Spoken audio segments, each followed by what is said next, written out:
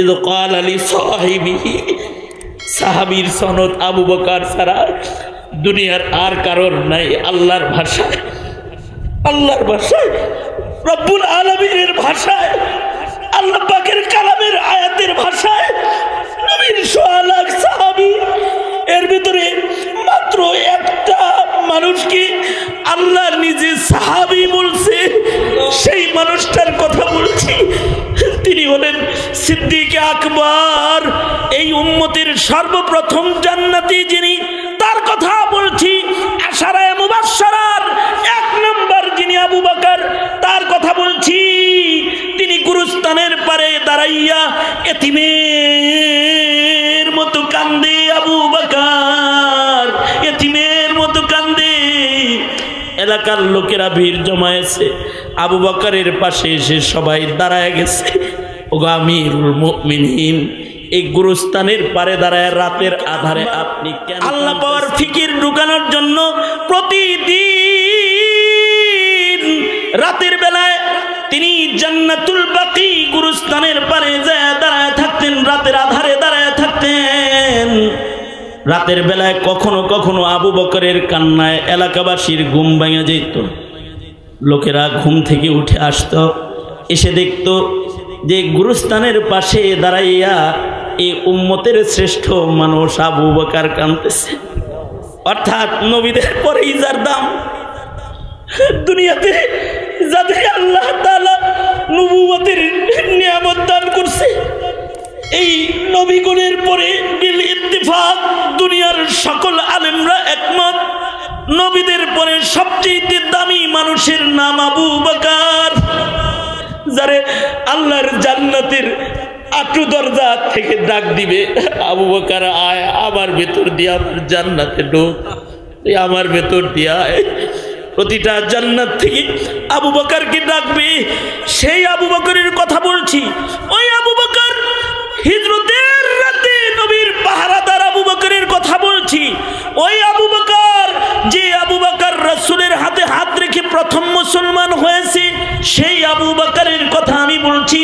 ওই আবু বকর, যে আবু বকরের সাহাবিয়তের সনদ আল্লাহ তাআলা নিজের কোরআনে আয়াত বানায়া দান করেছে। ইয ক্বালা লিসাহিবিহি, সাহাবীর সনদ আবু বকর ছাড়া দুনিয়ার আর কারোর নাই। আল্লাহর ভাষায়, আল্লাহর ভাষায়, রব্বুল আলামিনের ভাষায়, আল্লাহ পাকের কালামের আয়াতের ভাষায় নবীর সোয়া লাখ সাহাবী, এর ভিতরে মাত্র একটা মানুষকে আল্লাহ নিজে সাহাবী বলছে, সেই মানুষটার কথা বলছি। তিনি হলেন সিদ্দিক আকবর, এই উম্মতের সর্বপ্রথম জান্নাতি যিনি, তার কথা বলছি। আশারায়ে মুবাশশারার এক নম্বর যিনি আবু বকর, তার কথা বলছি। তিনি গুরুস্থানের পারে দাঁড়াইয়া এতিমের মতো কান্দে, আবু বকর এতিমের মতো কান্দে। এলাকার লোকেরা ভিড় জমায়েছে, আবু বকরের পাশে এসে সবাই দাঁড়ায় গেছে। ওগো আমিরুল মুমিনিন, এই গুরুস্থানের পারে দাঁড়ায় রাতের আধারে আপনি কেন কাঁদতেছেন? আবু বকর বলে, এই যে গুরুস্থানে, এই গুরুস্থানে আমার বহুত সাথী সঙ্গীরা ঘুমায় রইছে, যাদের সাথে আমি যুদ্ধ করেছি, যাদের সাথে মসজিদে নববীতে এক কাতারে নামাজ পড়েছি। আমার এই নাকে তাদের কবর থেকে জান্নাতি মেহমানদারির খুশবু, যেটা এটা আমার নাকে আইবার লাগছে, আমি নাকে ঘ্রাণ পাইতেছি। আমার ওই বন্ধুদেরকে কবরের ভেতরে আন্না হাতানা জান্নাতের মেহমানদারি করতেছে। আমি আবু বকরের টেনশনে ধরছে, আমিও তো এই কবরের যাত্রী, না জানি এই কবর আমার সাথে কি আচরণ করবে, কবরে গেলে কি কবর আমার সাথে ভালো ব্যবহার করবে, এই টেনশনে আবু বকর কাঁদতেছে। অর্থাৎ আবু বকর গুরুস্থানের পারে দাঁড়ায় দাঁড়ায় নিজের দিলকে শাসন করতেছে।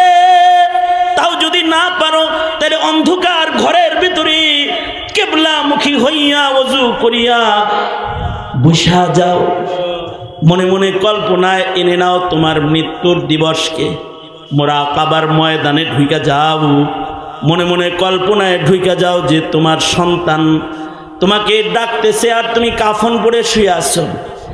তুমি একটা ডাকের জবাব দেওয়ার যোগ্যতা তোমার নাই। তোমার গায়ের সুন্দর কাপড় খুলে ফেলা হয়েছে, কাফন পরা দেওয়া হয়েছে, ভালো জামা তোমার গায়ে নাই, এসি লাগানো শীতল বাতাসের ঘর নয়, কবরের গাড়িটা তোমার বাড়ির দরজায় দাঁড়ায় গেছে, যেটায় বহন করে চারজনায় কাঁধে করে তোমাকে বাসতলার অন্ধকার ঘরের ভেতরে নিয়ে যেতেছে।